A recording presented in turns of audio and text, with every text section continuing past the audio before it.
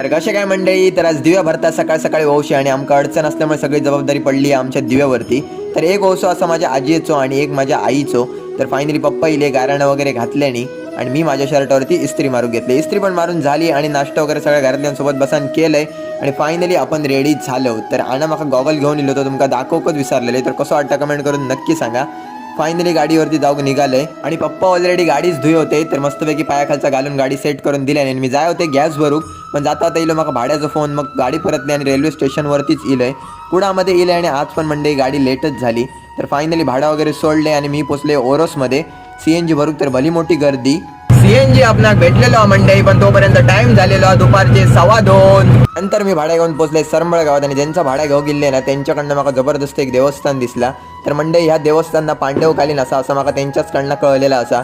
तर गाडीमुळे एकदम जबरदस्त होता की मला नवीन नवीन गावात फिराक मिळतं आणि नवीन नवीन गोष्टी बघूक मिळतात.